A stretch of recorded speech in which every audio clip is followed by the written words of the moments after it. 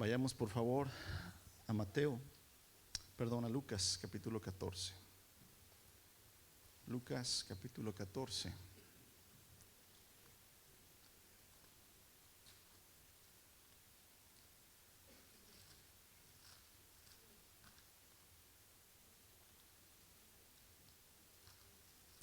Versos 25 en adelante. En esta mañana vamos a hablar acerca de la parábola del costo, la parábola del cálculo, como le quiera llamar, ¿verdad? Y se lee de esta manera, Lucas capítulo 14. Una gran multitud seguía a Jesús. Él se dio vuelta y les dijo: si quieres ser mi discípulo, debes aborrecer a los demás, a tu padre y a madre, esposa e hijos, hermanos y hermanas, sí, hasta tu propia vida. De lo contrario, no puedes ser mi discípulo. Además, si no cargas tu propia cruz y me sigues, no puedes ser mi discípulo. Sin embargo, no comiences sin calcular el costo, pues ¿quién comenzará a construir un edificio sin primero calcular el costo para ver si hay suficiente dinero para terminarlo? De no ser así, tal vez termines solo los cimientos. ¿Me le bajas poquito al púlpito, por favor, Brian? Dice verso 28: sin embargo, no comiences sin calcular el costo, pues ¿quién comenzará a construir un edificio sin primero calcular el costo para ver si hay suficiente dinero para terminarlo? De no ser así, tal vez termines solo los cimientos antes de quedarte sin dinero, y entonces todos se reirán de ti, dirán: ahí está el que comenzó un edificio y no pudo terminarlo. ¿O qué rey estaría en guerra con otro rey sin primero sentarse con sus consejeros para evaluar si su ejército de 10,000 puede vencer a los de 20,000 soldados que marchan contra él? Y si no puede, pues enviará una delegación para negociar las condiciones de paz mientras el enemigo todavía esté lejos. Así que no puedes convertirte en mi discípulo sin dejar todo lo que posees. Palabras muy duras, amados. Palabras muy profundas. Pareciera que el Señor Jesús, en lugar de querer discípulos, parece que los está espantando, ¿verdad? Parece que le están diciendo: no seas mi discípulo, porque te va a costar mucho, te va a costar todo. No estamos hablando nada más de dinero, hermanos, y quiten ahorita la palabra dinero. Costo es, ¿verdad?, la vida. Costo es los deseos. Costo es los anhelos. Las multitudes eran atraídas por los milagros de Jesús. ¿Por qué seguían a Jesús? No era por la palabra que predicaba, era por lo que Él les podía dar, por los milagros que hacía, por las sanidades que llevaba a cabo, por esos milagros donde Él multiplicaba la comida y les daba de comer. Por eso las multitudes seguían a Jesús. Y estas multitudes esperaban, hermanos, que Dios estableciera un reino terrenal, o sea, que Dios viniera con su Mesías, con su elegido, y que lo pusiera como rey, y que terminara con los romanos, y que terminara con todos los reinos, y que pusiera a Israel, ¿verdad?, como el reino o el gobierno principal. Aún no habían comprendido esta multitud que Cristo había venido a establecer un reino, pero en cada corazón del hombre. No un reino aquí en la tierra donde hay un castillo y Él se sentaba y era rey. Él ya tiene el reino y el poder sobre todas las cosas que están en los cielos. ¿Para qué quiere el Señor un reino terrenal, hermanos? Si este reino se va a acabar, pero el reino de los cielos es eterno. Pero no habían entendido, hermanos, la multitud a lo que había venido el Señor Jesús. Se enfocaban aún solamente en los beneficios físicos, en los beneficios materiales que ofrecía un gobierno aquí en la tierra. ¿Qué beneficios hay, hermanos? Por algo todos queremos vivir en Estados Unidos, porque este reino nos ofrece muchas cosas que allá en nuestros países no tenemos. Pues prácticamente a Jesús lo seguían también por eso, ¿verdad? Él era un rey que le seguían, pero ellos querían nada más la comida física, la salud física, pero nunca, hermanos, se pusieron a pensar a lo que realmente venía el Señor. Lo que Jesús viene a ofrecer, amados, es la libertad de la esclavitud. Una vida donde realmente seamos libres de nuestro pecado, libres de nuestro pasado, y tengamos un futuro eterno con una vida que no termina, una vida buena. Pero muchos nada más estaban, ¿verdad?, pensando en una mejor calidad de vida, en heredades, en bienes materiales, en títulos, en posesiones. Y aquí es donde, por esa razón, hermanos, el Señor Jesús define el costo verdadero de ser su discípulo. Él define el verdadero costo del discipulado. Cuando a ustedes les presentaron el Evangelio la primera vez, o sea, cuando les hablaron de Cristo por primera vez, ¿cómo les hablaron? No creo que les hayan citado Lucas capítulo 14, hermanos. Casi siempre cuando escuchas por primera vez el Evangelio, la gente te dice, ven a Cristo para que tu vida se arregle, para que tu matrimonio, ¿verdad?, se salve, para que la rebeldía de tus hijos, ¿verdad? Gracias, mi hermano.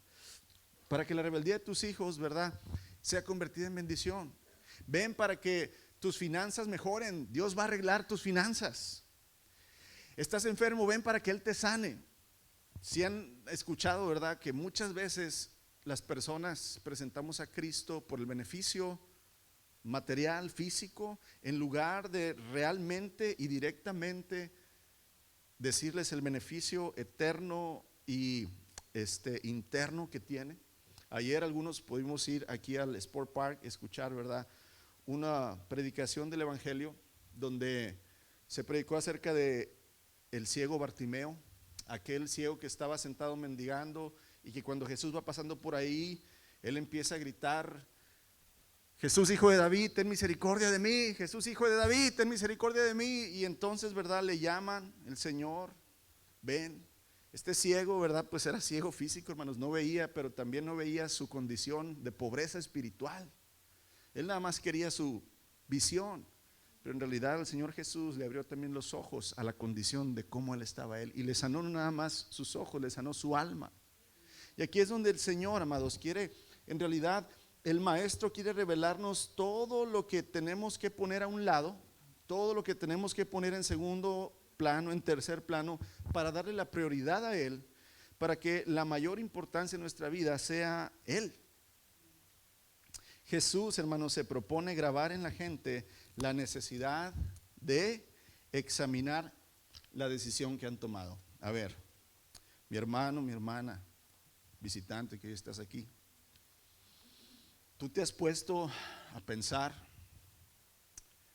que cuando viniste a Cristo, gracias, ya tenemos aquí quien quiere pastillas aquí, cuando viniste a Cristo te pusiste a pensar cuánto me va a costar seguir al Señor? Yo creo que nada más te pusiste a pensar cuánto el Señor me va a dar y qué beneficio voy a tener de Él, que eso es lo que la mayoría de la gente busca. Pero en realidad el Señor Jesús está diciendo, hey, ponte a pensar cuánto te va a costar si tú decides seguirme a mí. Y yo creo que muy pocas personas, hermanos, se les explica en realidad eso. ¿Sabes qué? Si tú te quieres entregar a Cristo, te va a costar. Y aquí es donde el Señor se propone, hermanos, a hacer esto con gran sinceridad.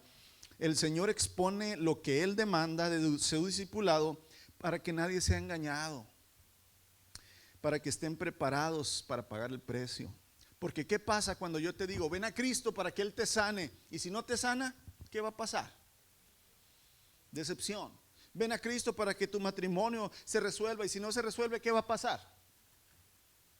Decepción. Ven a Cristo para que tus finanzas mejores, y si no mejoran, ¿qué va a pasar? Decepción. No, el Señor está diciendo, te va a costar todo. Tienes que aborrecer todo, tu propia vida inclusive, para seguirme a mí. Y el Señor no quiere engañarnos a nadie, amados. El Señor quiere que estemos conscientes.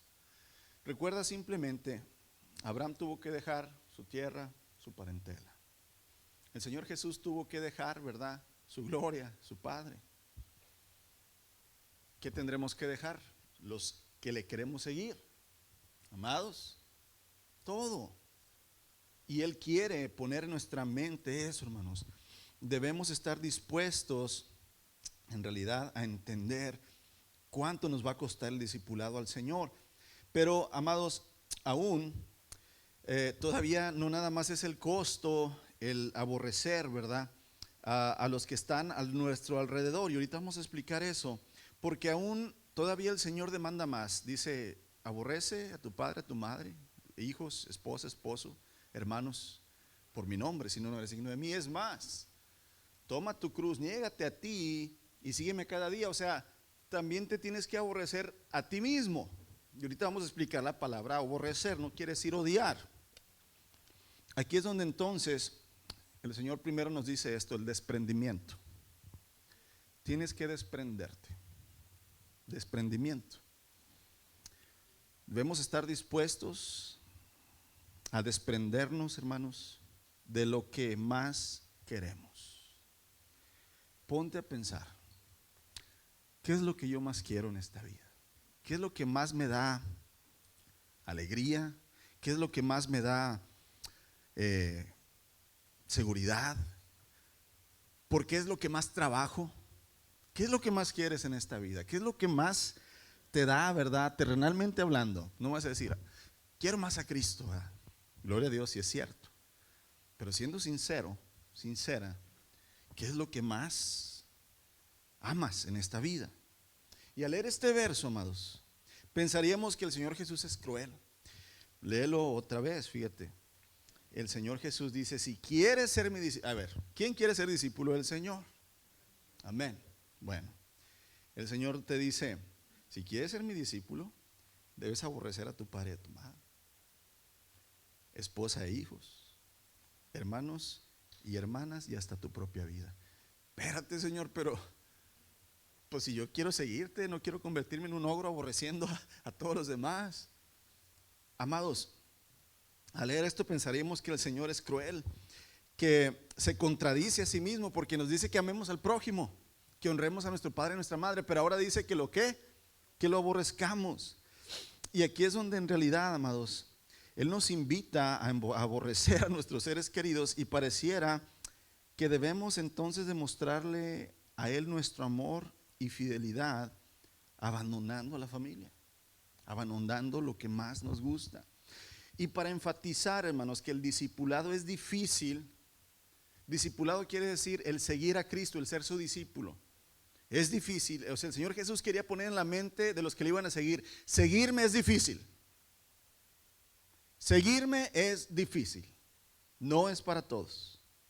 Jesús dijo que uno debe aborrecer a su propia familia, inclusive si es necesario, para seguirle a Él.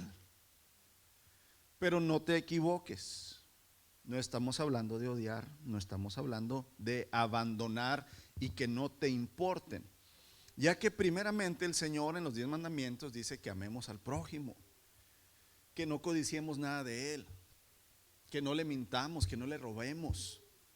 Él nos dice y nos manda a amar, ¿verdad?, al prójimo y a honrar al padre y a la madre. Aquí, amados, inclusive el énfasis no está en el odiar o el aborrecer, el énfasis está en la prioridad del amor. Cuando dice aborrecer, quiere decir, hey, tú vas a amar menos a tu esposo, a tu esposa, a tus hijos, a tus padres y a tus hermanos. Los vas a amar menos y me vas a amar más a mí. Vamos a Mateo capítulo 10, verso 37. No quite ahí la mano de Lucas, por favor. Vamos a Mateo capítulo 10, rápidamente, verso 37. Si amas a tu padre o a tu madre más que a mí, dice el Señor, no eres digno de ser mío. Si amas más a tu hijo o a tu hija más que a mí, no eres digno de ser mío. Si te niegas a tomar tu cruz y a seguirme, no eres digno de ser mío. Si te aferras a tu vida, la perderás, pero si entregas tu vida por mí, la salvarás. ¿Entiendes ahora el contexto de aborrecer? No es odiar, no es abandonarlos y dejarlos, ¿verdad?, ya nunca más verlos. No, es poner el amor a Dios por sobre todos, todas y sobre todas las cosas que uno ama, uno quiere, uno anhela, uno desea, uno se esfuerza.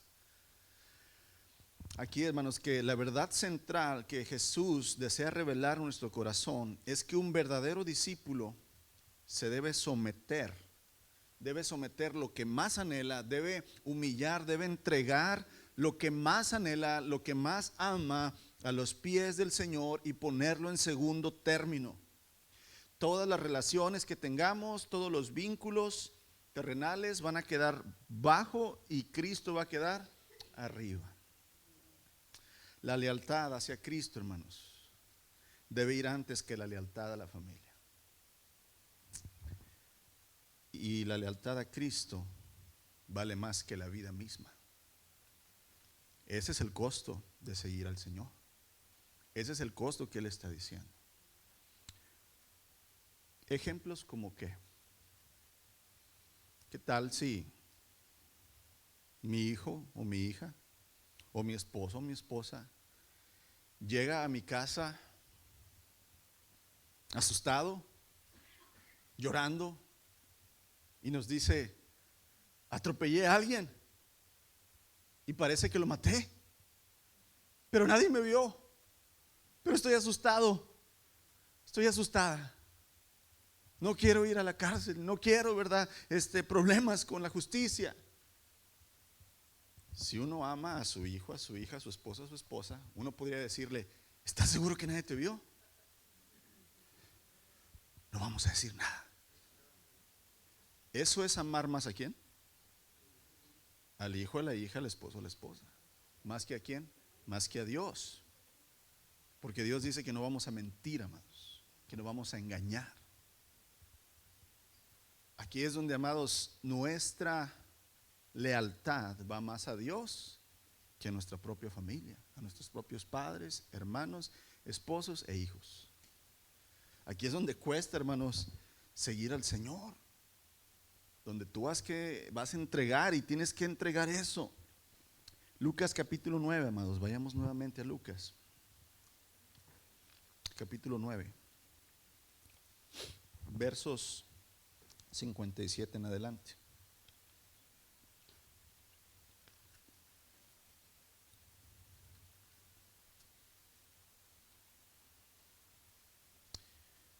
¿Te fijas que no nada más es un pequeño versículo que dice cuánto cuesta seguir a Cristo? Son varios, hermanos, porque el Señor quiere que tengamos bien en mente lo que estamos nosotros deseando. Lucas 9:57, mientras caminaban, alguien le dijo a Jesús: te seguiré a cualquier lugar que vayas. Jesús le respondió: mira, los zorros tienen cuevas donde vivir y los pájaros tienen nidos, pero el Hijo del Hombre, o sea, Él, no tiene donde poner ni siquiera recostar su cabeza. Dijo otro: ven y sígueme. El hombre aceptó, pero dijo: Señor, deja primero que regrese a casa y entierre a mi padre. Jesús le dijo: deja que los muertos espirituales entierren a sus propios muertos. Tú debes ir y predicar acerca del reino de Dios. Verso 61, otro dijo: sí, Señor, te seguiré, pero primero deja que despida a mi familia. Jesús le dijo: el que pone la mano en el arado y luego mira atrás no es apto para el reino de Dios. ¿Te fijas cómo el Señor, amados, una y otra vez enfatiza, demanda que sus verdaderos discípulos lo ponen a Él como prioridad? Es difícil, es duro, es sufriente, amados. Imagínate que el Señor está llamando al varón y a la familia a servirle y le está diciendo: sal de tu comodidad. Pero ¿qué tal si los hijos y la esposa no quieren salir? ¿Qué va a pasar? ¿A quién va a ser fiel el marido? ¿A su familia o a Dios? ¿Qué tal si la mamá está pasando por tiempos de dificultad porque los hijos y el padre no quieren seguir al Señor? ¿A quién va a seguir la esposa? ¿A quién va a preferir? Y aquí, amados, cuesta digerirlo y cuesta mucho vivirlo. ¿Por qué? Porque el Señor está diciendo: si es necesario que pierdas, sea temporalmente o sea para siempre, la relación con uno de los que quieres, te va a costar ser mi discípulo. ¿Cuántos están dispuestos a pagar ese precio? ¿Cuántos? El rey David dijo un salmo muy bonito que a veces recitamos, aunque mi padre y mi madre me dejaren, con todo Jehová me recogerá. A David lo quisieron matar sus hijos para quitarle el reino, amados. La pregunta es ¿por qué? ¿Por qué el Señor nos pide esto? ¿Por qué el Señor demanda tanto? Y amados, sencillamente es porque nuestra lealtad tiene que ser probada hacia Él.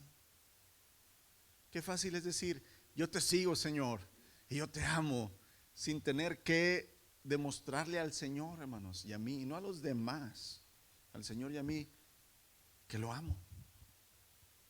En realidad, el Señor quiere, hermanos, que tú te demuestres a ti mismo dónde está tu fidelidad, a quién es tu lealtad aquí en la tierra. Él quiere que sepamos si estamos comprometidos o no a agradarle a Él antes que a cualquier cosa o a que cualquier persona, hermanos, aquí en la tierra. Los gobiernos están imponiendo muchas leyes nuevas que van en contra de nuestra fe. Aquí va a ser probada tu fe, cristiano, hijo de Dios. A ver a quién le eres más fiel, si al Señor o al gobierno. Donde ya no puedes denunciar el pecado, ya no le puedes llamar homosexualidad a los de diverso género. Al aborto ya no le puedes llamar pecado porque ahora es ley. Y te pueden demandar. Ay, no, mejor me callo, no digo nada, para no tener problemas con la ley. Pues qué cobarde. ¿A quién es tu lealtad? No deseo, hermanos, ir a la cárcel, ni que tú tampoco vayas, pero la fe tiene que ser probada. Y aquí es donde tú tienes que salir como hijo de Dios a defender la fe, no defender a Dios, amados. Dios no necesita que lo defiendas, pero sí defender tu fe. Cuando alguien te confronta con algo así, te quedas callado. ¿Qué estás haciendo? Asumiendo. Ahora hay que ser sabios, hermanos. Hay que ser sabios. Hay que pedirle al Señor que nos dé sabiduría de cómo poder enfrentar estas cosas. No se trata de pararte enfrente, ir a una reunión gay, ¿verdad? Enfrente de ellos y decir, todos ustedes se van a ir al infierno por homosexuales. No, no se trata de eso. Eso es una tontería. Se trata de ser sabios, usar bien la fe, usar bien, ¿verdad?, lo que Dios nos ha dado para enfrentar este mundo y ganar el mundo para Él. Pero también ser testimonio de aquellos que no quieren, decir, pues no quieres, y aunque no quieras estás mal, porque el Señor lo dice. Amados, ¿a quién vas a agradar y sobre quién va a ser tu fidelidad? Hay ejemplos muy claros, nada más anótalos así rapidito. Primera de Samuel capítulo 2, Elí, el profeta, aquel que guardaba el tabernáculo, el que estaba a cargo de hacer los sacrificios a Dios, y sus hijos. Los dos hijos de Elí, hermanos, eran unos sinvergüenzones, que en lugar de adorar a Dios, cuando venía la gente con sus ofrendas, se aprovechaban ellos, agarraban las ofrendas para ellos, y luego dice que veían a ver qué mujeres venían a adorar a Dios para acostarse con ellas. Imagínate. Y Elí, el papá de ellos, calladito. David y Absalón, el rey David, su hijo Absalón, siempre bien rebelde, le levantó a su propio ejército en contra de él, a la gente de él. En lugar de David enfrentarlo, hermanos, si David, imagínate, enfrentó gigantes, ¿que no iba a enfrentar a su hijo? Pero no lo hizo, mejor huyó y dejó que su hijo tomara su reino y se acostara con todas sus esposas de él, arriba en el palacio, en una carpa, para que todos vieran ahora quién era el rey. No quiso enfrentar a su hijo, hermanos. Abraham y su esposa, cuando Dios les había prometido que iban a tener un hijo juntos, y que la esposa se cansó y le dijo, Abraham, toma mi sierva, acuéstate con ella para que tengas y nos dé un hijo. Y Abraham lo hace. Aquí vemos muchas veces, hermanos, que cuando la fidelidad es más hacia la persona, hacia la familia, hacia el gobierno, siempre vamos a caer en pecado y siempre va a haber consecuencia. Pero cuando somos fieles a Dios, va a haber sufrimiento, va a haber prueba, pero va a haber gozo y gloria al final. Gozo y gloria al final, amén. Ahora, amados, si nuestra lealtad total, nuestro amor, nuestro pensamiento están entregados a Dios, a obedecerle, Entonces, en realidad, hermanos, vamos a ser verdaderos adoradores. Hay un ejemplo también muy bonito. Jonatán era hijo de Saúl, el rey de Israel. Y ya le habían dicho a Jonatán que Dios ya había desechado a su papá Saúl como rey porque fue un rey desobediente, y que ahora el nuevo rey iba a ser David. Jonatán, hermanos, en lugar de ponerse celoso contra David y decir, este me va a quitar el reino, ¿qué hace? Inclusive el papá de Jonatán, Saúl, quería matar a David. Pero en lugar de eso, Jonatán, hermanos, ayuda a David a huir y que no lo maten. Él prefirió al Señor que a su papá, al rey. También hay ejemplos buenos en la palabra acerca de esto. Pero piensa en tu situación. ¿A qué le soy fiel? ¿A quién es, verdad, mi amor? ¿A quién es mi mayor esfuerzo? ¿Es a Dios? ¿O es a algo o a alguien aquí en la tierra? El segundo requisito, hermanos, difícil, que el Señor enfatiza mucho, es el negarse, el tomar la cruz. Lo dice en el verso 27, ¿verdad? De Lucas, capítulo 14. Además, si no cargas tu propia cruz y me sigues, no puedes ser mi discípulo. Son condiciones que Él pone. Y aquí, hermanos, los evangelios mencionan 6 veces, Mateo, Marcos, Lucas, Juan, esos 4 evangelios mencionan 6 veces que Jesús nos pide tomar la cruz y negarnos. 6 veces, no una, 6 veces. Niégate a ti mismo, toma tu cruz y sígueme. Niégate a ti mismo, toma tu cruz y sígueme. 6 veces lo hace, hermanos. ¿Por qué será? Porque somos bien obedientes a la primera, ¿verdad? Lo dice porque somos tercos y necios, amados. Niégate, toma tu cruz, sígueme. Amados, ¿qué significa en verdad tomar la cruz y seguirle? Tomar la cruz simplemente, hermanos, no es llevar nada más una aflicción, una enfermedad, ¿verdad? Un hijo malcriado, un esposo, una esposa rebelde. La cruz, llevar la cruz de Cristo es crucificar el yo, el orgullo, el ego, el yo, amados. Crucificar mis deseos, mis decisiones, mis bienes, mi amor por el Señor. Todos los días, todos los días. Y aquí es donde nosotros a lo mejor decimos, Señor, eres muy exagerado, Señor, ¿por qué pides tanto, verdad? ¿Por qué pides eso, que entreguemos todo, hasta la propia vida? Pues, amados, debemos entender que el Señor, si algo nos pide, Él ya lo hizo primero. Él ya lo hizo primero. Juan capítulo 10, versos 17 y 18. Es una oración que el Señor está haciendo. Dice, por eso me ama el Padre, porque yo pongo mi vida, yo la pongo, o sea, yo la doy, para después volver a tomarla. Nadie me quita la vida, sino que yo de mí mismo la pongo. Tengo poder para ponerla y tengo poder para volver a tomarla. Este mandamiento recibí de mi Padre. Él puso su vida, hermanos. ¿Por qué el Señor dice a ti que te niegues, que tomes tu cruz y le sigas? Porque Él se negó a sí mismo primero. Porque Él tomó su vida y la puso por ti. Él entregó todo. Entonces por eso el Señor te puede decir, hey, sígueme, haz tú lo mismo. Porque uno podría decir, no, pues es que tú eres Dios, Señor. Qué fácil para ti. Pero Él no lo hizo como Dios, lo hizo como hombre. Los miércoles estamos hablando mucho acerca de esto, hermanos. De Cristo, de cómo Él tuvo que hacerse hombre y vivir como hombre y morir como hombre para poder tomar nuevamente el gobierno que el Señor le había dado a Adán, al hombre. Pero Él ya lo hizo por ti, no te está pidiendo algo que Él no ha hecho. Cuando te dice ama a tu enemigo, no te está diciendo que lo ames sin Él no amar a sus enemigos. Él ama a sus enemigos, que éramos nosotros que estábamos en pecado, mas ahora pasamos a ser hijos, amigos. Cuando el Señor te dice que des al necesitado, es porque Él ya se dio al necesitado. Cuando el Señor te dice velar y orar para que no caigas en tentación, es porque Él ya lo hizo, ya veló y oró y no cayó en tentación.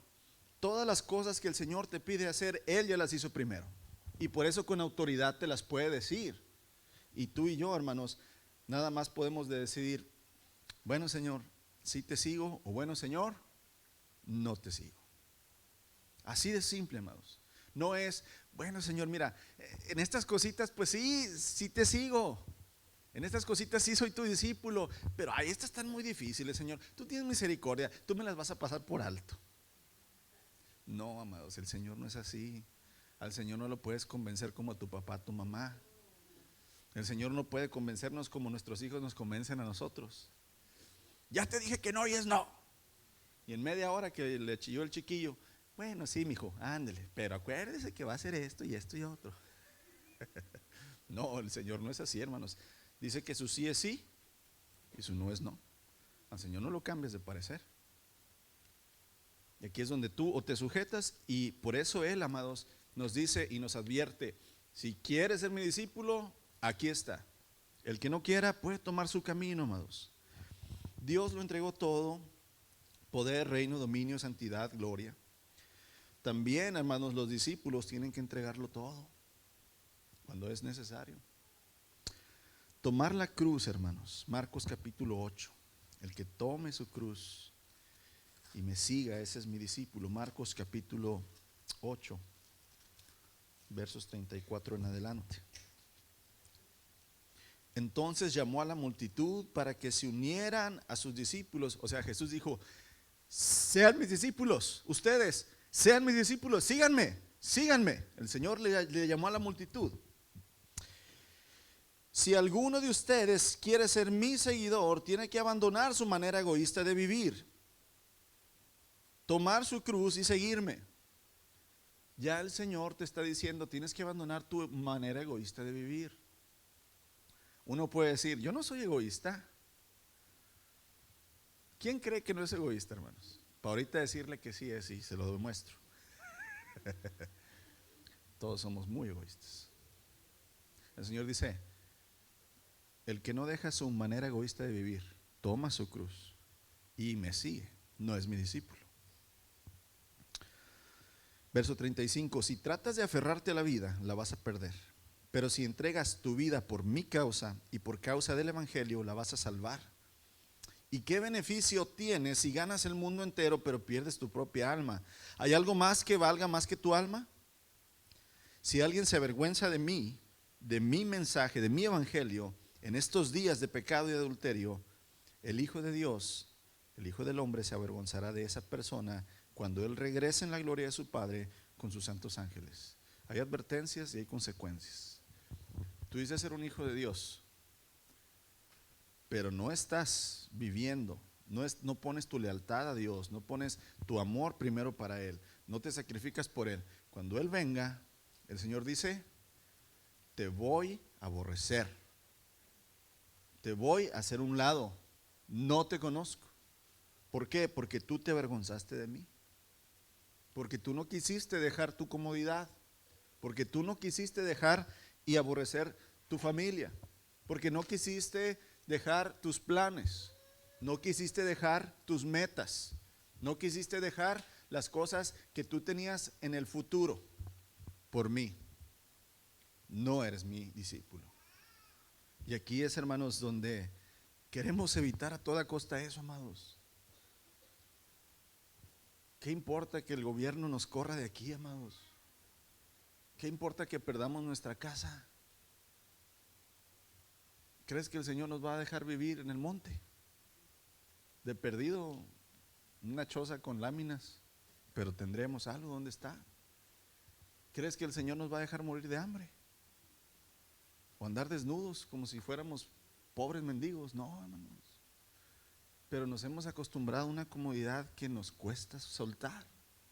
¿Por qué crees que el Señor Jesús decía: oh, cuán difícil es para un rico entrar en el reino de los cielos? ¿Por qué crees, hermanos? Entre más tienes, más te cuesta dejar. Entre menos tienes, pues tienes más poquillo y dices: pues al cabo tengo ¿qué? No tengo nada. Entonces aquí es donde tú y yo tenemos que pensar y examinarnos, amados. Jesús enseñó que el discipulado debe incluir planificación y sacrificio. Y con esto termino. Seguir a Cristo, tienes que pensarlo. No es nada más de una emoción: yo quiero seguirte, Señor, perdóname. Yo creo que todos los que aceptamos a Cristo, hermanos, con culpabilidad, pasamos llorando al frente y nos hincamos y todo. Pero luego, ahí andas, ahora sí, ¿verdad? Como burro sin mecate, otra vez en el pecado, bien metido. ¿Qué pasó?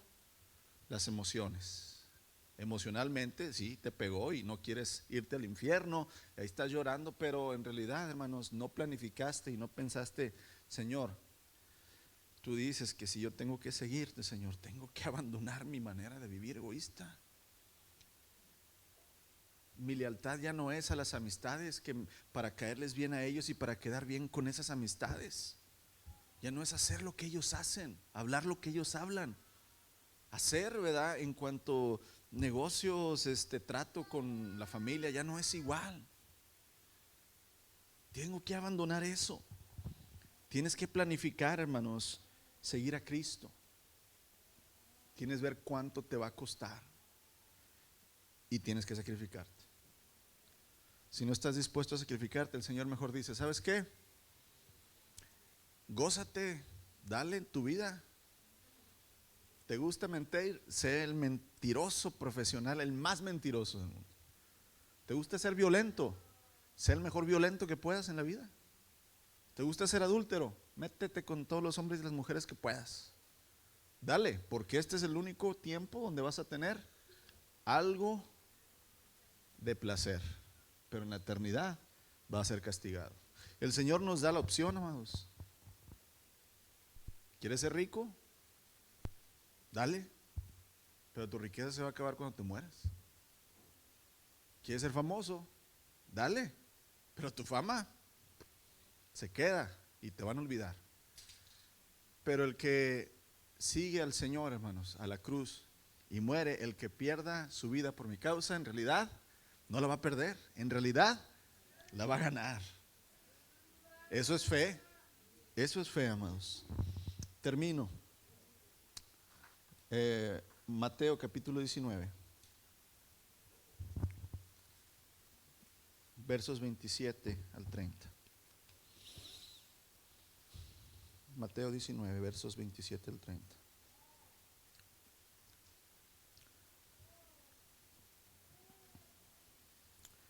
Aquí acaba de pasar lo del joven rico, que cuando viene este joven le dice, Señor, ¿qué debo hacer para heredar la vida eterna? El Señor Jesús le dice, sigue los mandamientos, lo he hecho desde joven.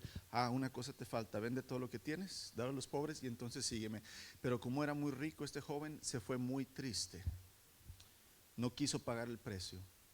Y entonces los discípulos se quedaron sorprendidos, hermanos, dijeron, porque el Señor dijo, oh, cuán difícil es que un rico entre en el reino de los cielos. Y lo dijeron ellos, pues entonces, ¿quién va a entrar, Señor, verdad?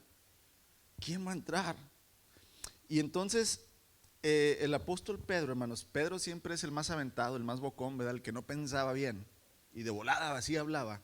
Pedro le dice, Señor, nosotros, o sea, él y sus amigos, ¿verdad? Nosotros hemos dejado todo para seguirte a ti. ¿Qué recibiremos a cambio? El interesadote de Pedro, ¿verdad? De volada.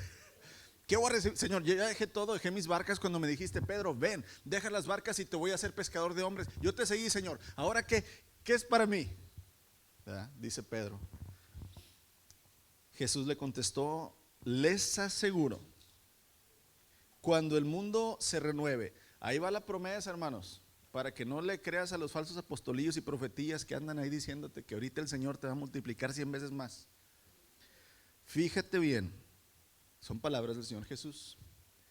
Les aseguro que cuando el mundo se renueve, ¿cuándo va a pasar esto? Cuando Él venga, el mundo sea destruido y haga todas las cosas nuevas. Cuando el mundo se renueve y el Hijo del Hombre se siente sobre su trono glorioso, ustedes que han sido mis seguidores también se sentarán en 12 tronos para juzgar a las 12 tribus de Israel. Aquí está hablando el pueblo de Dios, hermanos.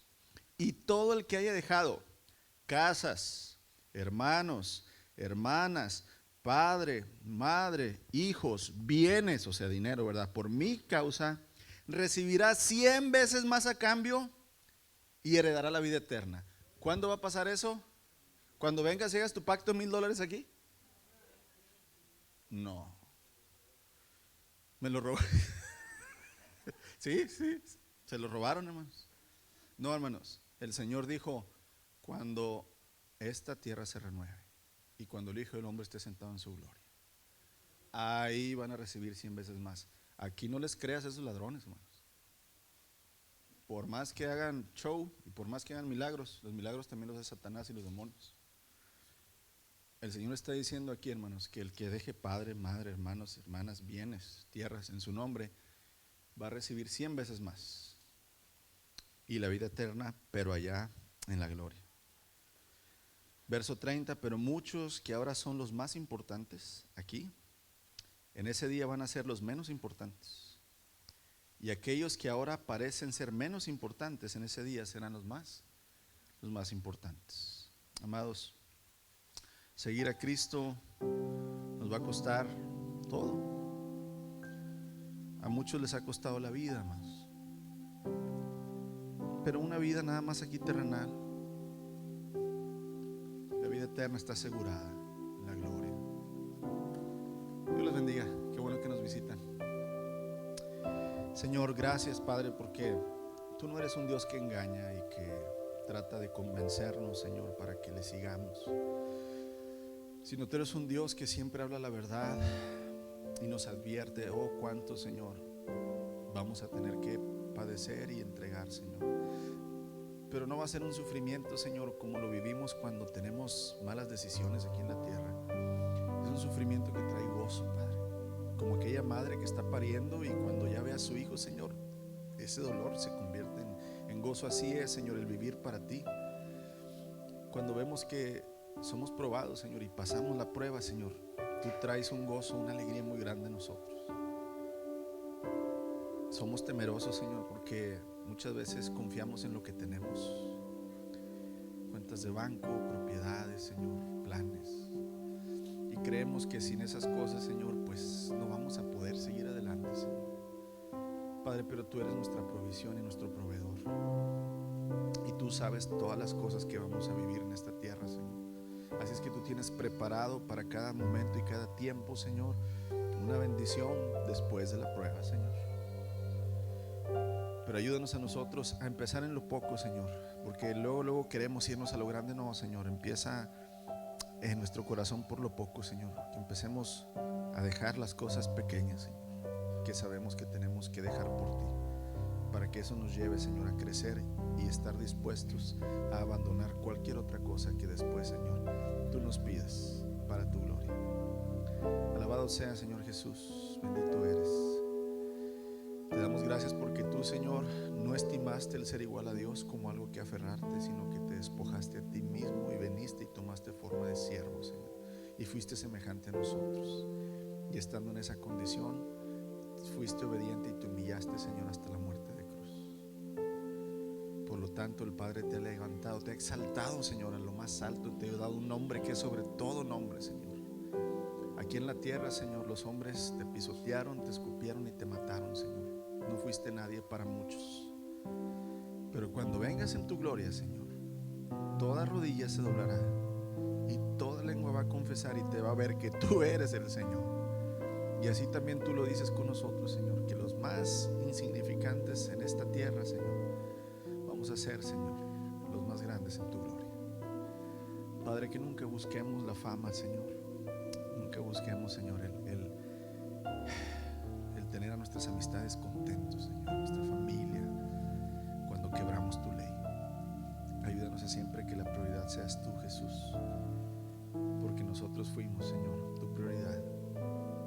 Gracias por el amor que nos derramas todos los días y por ser paciente conmigo, Señor, por ser paciente con mis hermanos. Ayúdanos, Señor, a entender y a hacer lo que hoy nos hablaste en tu palabra. En tu nombre, Señor Jesús, oramos.